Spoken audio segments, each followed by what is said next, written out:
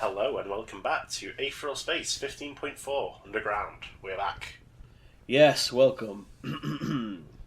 Last time on Aether, things happened. Someone pointed something out to me. Yeah. I almost didn't even think about it. The weapon, who was wearing a mask and was doing the lightning, someone pointed out to me that that it could very well be our friend, who we know and love from Arc 5. Well, that would be quite dark, wouldn't it? Well, it would be dark, but this is you. And we also remember in Arc 11, I forgot his name, little small guy, was like, I'm gonna make you my weapon. But surely this is unrelated. I don't know if Tony's that kind of writer. What do you mean? He's a nice guy. Yeah? Infamously?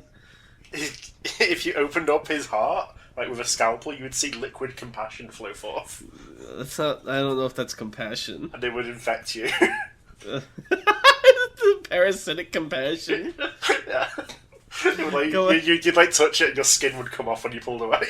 That's not compassion, that's acid. That's just the physical properties of the liquid compassion. It is still compassion. Oh, okay. Understood. It's just not to be touched with bare skin. Shall we? And it will start to take on your attributes. Oh my god, he's going off the deep end. Okay, yes, we should begin. Before this becomes a whole Aetheral Space spin-off. So, Tybalt asked cheerfully, hands behind his head as he walked. Are we behind those guys showing up? Wait, hold on, is he doing the Serena bit? So, Tybalt asked cheerfully, hands behind his head as he walked. Are we behind those guys showing up? We're not, Erica replied calmly. The two of them walked down the halls of the Thinker's Comet, followed by Tybalt's bestial id and ominous ego, their stride not even slowing as researchers and personnel hurried out of their paths. There sure was a lot of anxiety in the air recently, but Tybalt supposed that only made sense. The Thinker's Comet was operating in UAP space and collaborating with freaks from the set.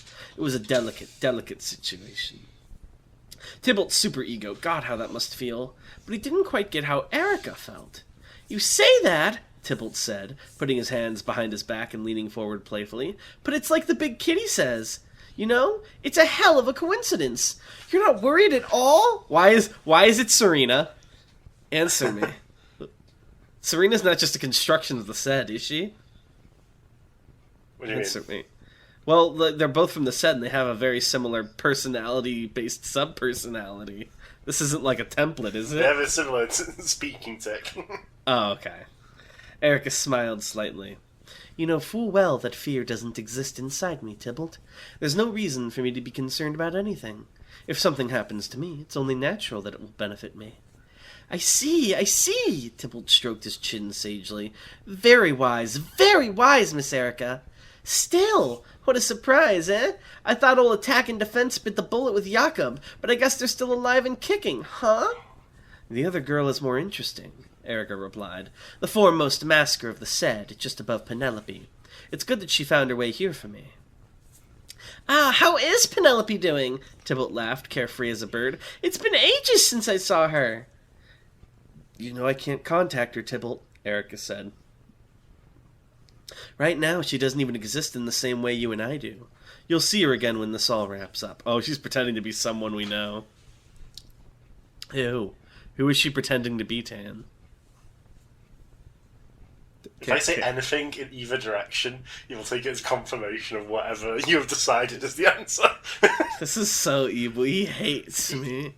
What do you mean? I've been burned in the past. Back in my day, the old Tan would have just been like, sure, and then I would have gotten stomped by the real reveal. But now he hates when I'm happy. This new Tan is evil coded. That's the Tan you made.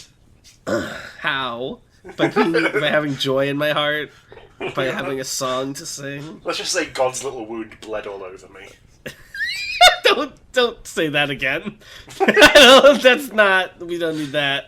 It's very Freudian. Yeah. Well, that was a little sad. After the end of the set, it had just been the three of them, Erica, Tybalt, and Penelope, for so very long. They'd experienced the rot of this world together, and so Tybalt had hoped that they'd all be together to watch its redemption. But oh well, sometimes things just happen like that. "So we're heading there again, Erica?" Tybalt asked. "Have you turned religious or something?" "I'm only kidding, though." "Religion?" Erica mused. "No, I've never tried being religious before. There's no god that's earned my attention." They reached their destination, and the heavy doors rumbled open. The miracle beyond bathed their faces in crimson light. That bloody radiance was enough to halt even Tybalt's motor mouth. But it was as Erica said. Fear was not something that existed inside of her. "No god yet," she said, dark eyes fixed on the developing fruits of their labors. "The Sed was an abomination, Tybalt.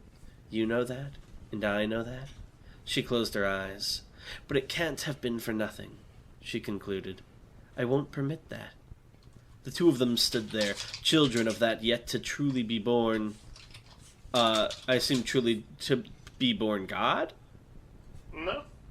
The two of them stood there, children of that yet to truly be born, side by side. The man in the hat oozed into Tybalt's body, and the ejected jester cavorted with the hound. Only once the braid contracted into a tight bun once again did Erica turn her head to face Tybalt again. "Tybalt?" she said. "Yes." "The girl," Erica whispered. "She'll be here when it's ready. That's what I want to happen. Do you understand me?" "I understand." Tybalt reached for his holster and checked his ego's gun. "Don't worry. It'll happen." "So," the widow said, her wrinkled face illuminated by the campfire before her, "young Amantha was right. You did make it off Azumah." The old woman sat on the ground, clad in a black cloak and a strange dark jacket. As she shifted position on the floor, the color of that jacket changed slightly, reflecting that of the rocks behind her. Ruth finally stopped to breathe, putting her hands on her knees. Whatever had been attacking them, their rescuer, the red-cloaked Alcera Nox, hadn't believed they had escaped it until they were firmly underground. She'd understood the enemy was powerful from what they'd done to the ship, but was their tracking really that adept, too? Just as Bruno had explained, there were tunnels running all the way beneath the false town, smoothly carved from stone, branching off seemingly without end, like this place was the nest of some giant insects. Ruth guessed that the Sed's personnel had used these for transport purposes. But now that the Sed had shut down, they didn't serve much purpose except being spooky. "How'd you know we were coming?" Ruth panted, recovering. "That rescue was way too fast." What was his voice? I don't remember. This was like years ago. "That was me," said a black-haired young cogitant by the widow's side, raising his hand. "Sam Set. I've got a, sort of precognition ability." What I'll say, maybe just as I would say we have Dragon at home, maybe. That's just my voice. Okay. "Sam Set, I've got a, sort of precognition ability. Believe me, if I didn't see you coming, all of you would have died. 100%. Alcera nodded emphatically at the young man. It seemed she wasn't one for talking. "You're the widow," said Bruno brusquely, crossing his arms. "From Azumah, right?" "How observant," Dell said. The old woman plucked a metal cup from beside the fire and took a sip. Judging from her expression, it tasted like shit. "What are you doing here?" he asked. "I have a story," the old woman replied. "Stop me if you've heard it before. There's been activity at the old Sed facility. We think it's been commandeered by someone. Go check it out." Morgan Noct, who had been silent up to that point, watching for pursuers, furrowed his brow. "Pierrot sent you here?" "I suppose there's no point in secrets right now," the widow said solemnly. "We're called Vantablack Squad. Officially, we don't exist, but we basically run errands for Pierrot and his cronies." I was going to say, don't they already know all this? But they didn't talk with her with Skipper in Arc 4, or did they? No. It was just her and Skipper chilling. Yeah. "We arrived a week ago," Sam sighed in a way that suggested he was very used to sighing. "Blasted right out of the sky. One of our team managed to land outside the danger zone, but the rest of us are stuck here." "Danger zone?" Bruno asked, looking between the young cogitant and the widow. "What danger zone?" Sam Set leaned in to respond. "As far as we can tell," he said seriously, "that thing up above, Whatever it is can only operate in a limited area. Just a testing site. It can't go down into these tunnels, and it can't leave the town. Or at least, it won't. You think it's under instructions? Morgan mused, knuckles to his lips. It's the only way to explain its behavior, Sam said. I've been killed by it a dozen times now, and it definitely isn't blind, but it won't attack unless you make noise above a certain level. Once you do, it reaches your location, then attacks in 10 seconds. I don't mean within 10 seconds. I mean in 10 seconds exactly. It'll go slow if it has to make that work. It's sandbagging. What do you mean it's killed you? Morgan said, aghast. Don't worry about that, the widow grunted. The point is we're stuck here, yes? Whatever trap this is, it's ensnared us both and destroyed our ships. If we try to leave the tunnels, that brat kills us. Well, if there's so many of us, can't we just split into groups? Bruno ventured. No matter how fast it is, there's only one of it. It can't chase us all at the same time, not if we go in different directions. You're not getting it, Sam said, sighed again. Listen, I just watched you guys get killed by that thing in like 30 seconds. It doesn't matter how many people there are, how many directions you're running in. It'll kill you, no problem. Ruth shot another glance at the young cogitant. What the hell was his ability? From the way he was talking, he'd experienced his own death and theirs? How? However he did it, he seemed to give him a lot of confidence in what he was saying. But still, he was pissing her off! He reminded her of that guy, after all. Oh? The one? That man? Him. Bruno seemed to have the same opinion, stepping forward and looking overset. Okay, so it's your plan then. Stay down here for the rest of our lives eating mushrooms? The cogitant opened his mouth to shoot back, but a simple raise of the widow's hand quickly shut him up. Young Mr. Set is fond of giving up, she said. But, to be quite honest, our plan until now was to await rescue once it became obvious we weren't returning. The fact that Pierrot's just sent you into the meat grinder, too, well, rescue doesn't seem very likely. Morgan crossed his arms. The hell is that guy thinking? He never mentioned that he'd already sent people here, and if he lost contact with you, that should already make it obvious there's something going on here. The widow slowly stood, one hand on her back, the other holding a cane to steady herself. Given the condition the old woman was in, Ruth was surprised she'd survived the initial attack from that thing. But Aether was a hell of a thing. If she'd really trained Skipper, Ruth had no doubt the widow had more than a few cards up her sleeve. I doubt Pierrot fully knows what he's thinking, she murmured bitterly. But I agree with you lot. I'm not just going to sit here and wait to be killed. So you do have a plan? Morgan asked. I have suspicions, she replied. These tunnels come out all across the city, but as far as we can see, they don't lead direct to the said facility proper. My suspicion is that the thing above is a guard, stationed to stop anyone from getting to the dome, yes? But wasn't Electric Girl taken in by the AWL guy? Yeah. So why would the AWL be guarding the SED? Because that was a UAP facility, wasn't it? Yeah. Oh, is Erica allied with the AWL? We saw her on the Thinkers Comet. Oh, fuck, that was Blackmane's ship, right? Yeah. Oh, what are they up to, Honey? Serena finally made her presence known, putting a finger to her chin. That makes sense, she said. I definitely don't think there's anything else on this planet anyone would be interested in. Oh, why, said Groaned, looking up at the widow. You're not serious, lady? I am, the widow smirked. I'm old-fashioned. When someone doesn't want me going somewhere, all it does is make me curious. Miss Knox, get Loverboy on his feet. No way, I'm not— Hey! Hey, Alcera! Sam cried out in protest as Alcera grabbed him by the scruff of his neck, lifting him into the air like an undignified ragdoll. Quit it! Oh my god, he can't replace Dragon, I'm sorry. I won't let you. It's not gonna work. Is Alcera the twin? Yeah, the twin that the widow got her other twin spaced forever. So is it just the twin and this guy is her team? Well, we'll see. I don't know about splitting up, the widow said, thumping her cane on the ground. But we're not weaklings. If the bulk of us distract that creature above, then one of us can take advantage and get to the dome. That way we can at least figure out what we're dealing with, yes? I'm telling you, Set whined, still hanging from Alcera's grip. If we take it on, we die!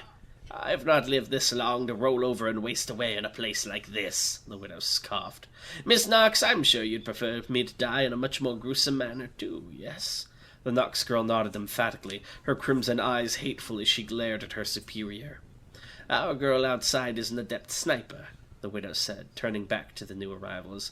Once young Mr. Wolfram returns, we can make our move. Ruth's eyes widened fractionally. Wait, Wolfram? You mean Wolfram from Elysian Field? Isn't he like 12 now? He was 12, he's like 14, 15 now. Oh, much better. Fucking hell. I'm just correcting you! You told me he was 12, I said he isn't. No, stop throwing... I'm saying stop throwing children into war crime situations. Why do you keep... Why?! It's fun. Ruth's eyes widened. The widow offered a curt nod. He's a kid! Ruth shouted, aghast. What the hell is he doing here? What the hell is he doing with you? The widow raised an eyebrow. Oh, how strange, Miss Blaine. When your skipper had this boy fight for him on Elysian Fields, I wonder if you protested quite so strongly. Or at all. Something vicious twitched inside Ruth's brain, and it was all she could do in that moment to keep her claws sheathed. Keep his name out your mouth, she growled. To be frank, the widow thumped her cane again, I knew Skipper far longer than you did. If anyone has a right to his name, it's me. Ruth took a step forward, snarling, but before she could do something she could regret, Morgan blocked her path with his sheathed sword. You said you're waiting for Wolfram to return, he said seriously. Where is he now? Now, the widow says. He's doing pest control. You see, we're not alone down here. The old woman smiled thinly. And he is our strongest. No! Why? Why are you evil? Was that worse? No, why are they using the child as their main weapon? Because he is the strong. Wolfram stepped calmly into the massive cavern, hands in his pockets, his jacket and the cap on his head shifting to reflect the grey stone around him. Wow, he muttered, these things really are everywhere. He looked at the horde before him. His comrades in Vantablack squad called these things Aether Awakenings, but that name had never felt right to Wolfram. Even the word Aether still felt awkward on his tongue. No, these things were better called God's Blood Spawn, or something like that. Something closer to home. They came in every shape and size, but the ones arrayed against him right now didn't look too impressive. Ghouls and goblins, smaller monsters with the simple minds of animals, their glowing eyes and teeth locked onto him. They were kind of like guardian entities in their own way, but they weren't nearly as strong. These things, infesting this tunnel, were nothing but vermin. Guardian entity, Byakko, 100%! As the horde leapt at Wolfram from every direction, he vanished from sight for an instant. Only for an instant. When he reappeared in the same spot, his return was accompanied by a sudden and tremendous burst of air pressure, blasting each and every God's Blood spawn into the walls of the cavern. For some, that alone was enough to finish them off. The rest wouldn't be much more difficult. Wasn't his ability like making things bigger and smaller? Yeah, that's what he just did. He just did it really quickly to himself, and the pressure exploded out. Oh. He did the mushroom. He did like the Mario gets hit and then eats a mushroom, but really fast. White God's blood surged as Wolfram kicked off the ground, launching himself towards a pot-bellied ogre that had survived the attack.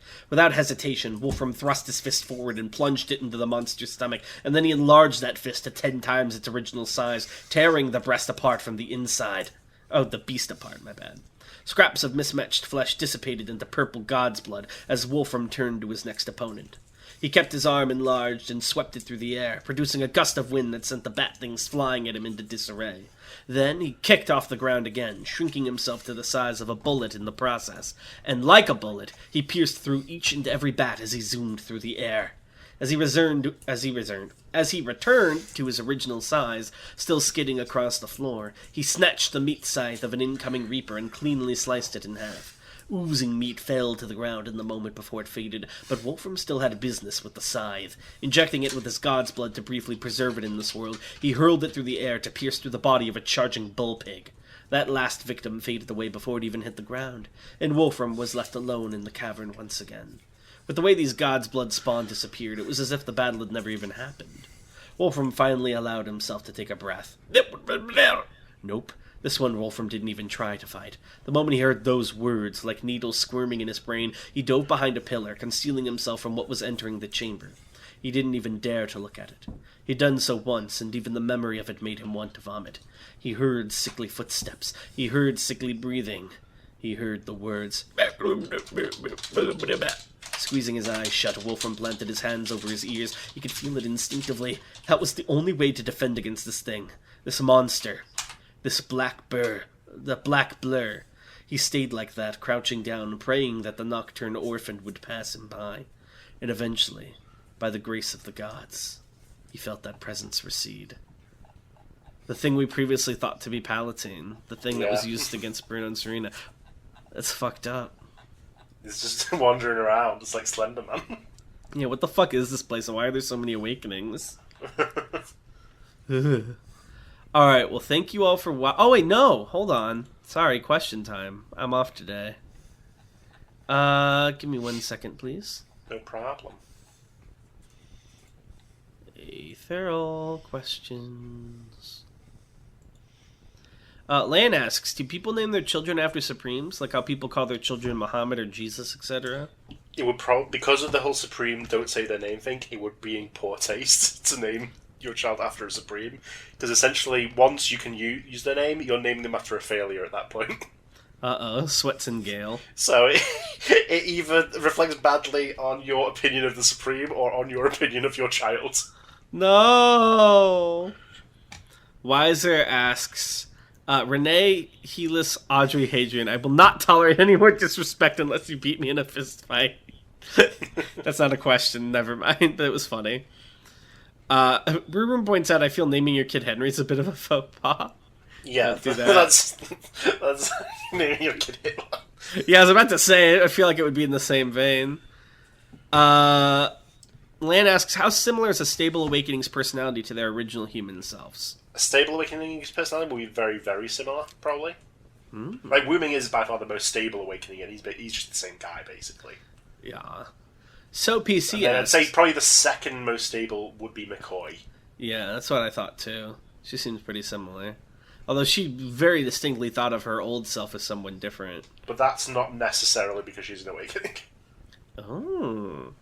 So PC says, with that creepy feeling Kajdins get with the prince, shout out for the Machiavelli reference, by the way, have any Kajdins hosted it before? Would a Kajdin host to make that feel even worse for others? I'll tell you this, if a Kajdin is hosting the prince, not only does it not get worse, but you don't have that effect with other Kajdins at all. Really? Yeah, so a Kajdin with the prince, the other Kajdins would not react differently to them. Does the prince work better with Kajdins? Edgar was a Kajdin. That's all I'll say. What'd you say? Edgar was a Kajdin is something I'll bring up there. Oh. Greeny Beanie asks, are there / have there been any non-Aether users in the Special Officers? I believe I answered this. I believe you told me before, correct me if I'm wrong, that it was like, there are some, but they would be either like people from positions of privilege or like money, and that they don't really like go far or stand out. There was one guy as well in Arc 4 who wasn't an Aether user who wanted to become a Special Officer, but he got killed by Arc 4 Dragon, so take that as you will. Yeah. They're not a common lot. Actually, I think he got killed by North, but whatever. Facts. Rurum asks, wait, that's not a question. Oh, no, okay. Impossible what if. Cadman and Pierrot fight alongside each other, and Cadman is aware of the prince. Cadman uses Badge of Honor and says, XL Surge, the prince. What occurs? That's a good question. I would say the prince, first and foremost, requires information. He needs to do research before he can decide what to do. So, initially he may not get much benefit from having a copy of the prince. It doesn't have any context to make decisions with yet. But what is an XL Surge prince capable of? He would probably just learn faster. So if you could keep it going, sustain it for a while, he could get some good results. Interesting. Prince realizing that he's a fraud and a jobber. Well, actually, because it will still have the same objective. And it's fighting the prince in this scenario, is that right? Yeah. Both princes will most likely start working together without the knowledge of their users. Really? Yeah. They would come up with like a code between themselves. and like advise their guys on actions. Like, you should attack with this, and everyone's like, I see the other guys attacking with this. We need to manipulate the stock markets. That's so good. What the hell? Yeah, because I'll say it's. You would not be the user of the prints if you have the prints. You're the host of the prints. Oh, okay. Its objectives are not necessarily your objectives, unless you're like you want the same thing as it. I'll say. Like, it wouldn't. If it was inside Cadman, that doesn't automatically mean I will help Cadman win. Oh man, nice. Okay, well, thank you all for watching. Because if it decided, like, if Cadman's having a fight and it's like the peace and joy for all mankind will be benefited, if Cadman dies and the other prince keeps going, it will sabotage Cadman. Really? Okay. Yeah. Because could Cadman resist, or would he be helpless to the whims of the prince? He's presumably listening to his advice. It would give him advice that seems good, but is designed to like get him killed. Interesting. Okay. Well, that was actually a really cool what if. Thank you all for watching, though, and we will see you next time. Bye. Bye.